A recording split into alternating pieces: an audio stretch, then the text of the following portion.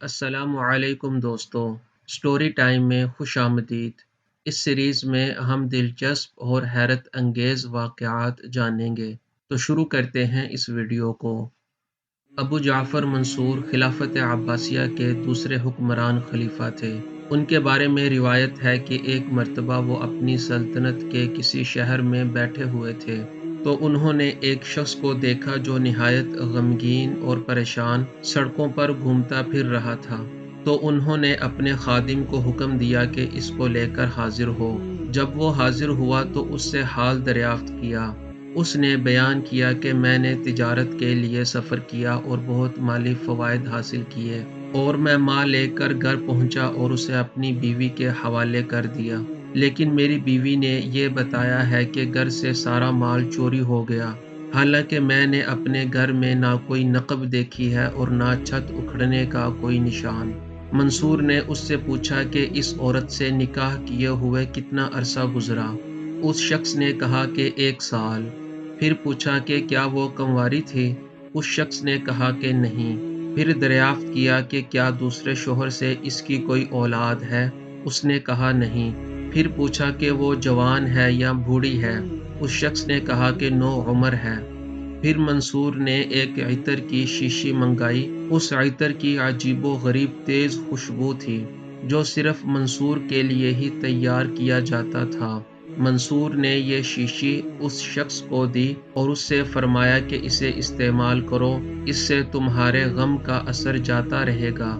جب یہ شخص منصور کے پاس سے رخصت ہو گیا تو منصور نے اپنے خاص معتمد ملازموں کو بلا کر وہ عطر سنگھایا اور حکم دیا کہ تم میں سے ہر ایک شہر کے ایک ایک دروازے پر جا کر گشت کرتا رہے، اور جو آنے جانے والا تمہارے قریب سے گزرے اور اس میں سے تم یہ خوشبو محسوس کرو تو اس کو میرے پاس لے آؤ۔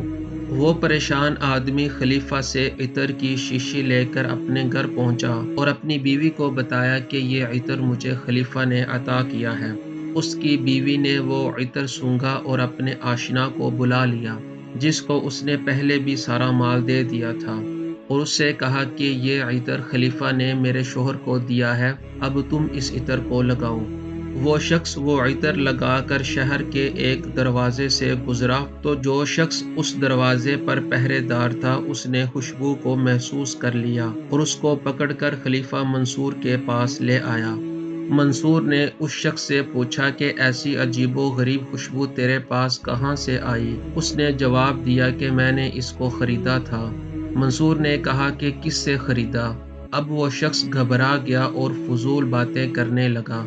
تو منصور نے پولیس افسر کو طلب کیا اور اس سے کہا کہ اس شخص کو پکڑ کر اپنے پاس لے جاؤ، اگر یہ وہ چرائے ہوئے دینار واپس کر دے تو اس کو چھوڑ دینا تاکہ یہ چلا جائے جہاں اس کی مرضی ہو، اور اگر یہ نہ دے تو ہم سے پوچھے بغیر اس کو 1000 کوڑے مارے جائیں۔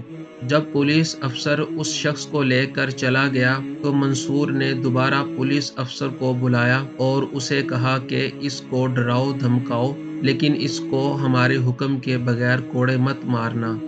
چنانچہ وہ پولیس افسر اس کو پکڑ کر لے آیا اور اس کو سب سے الگ جیل خانے میں بند کر دیا۔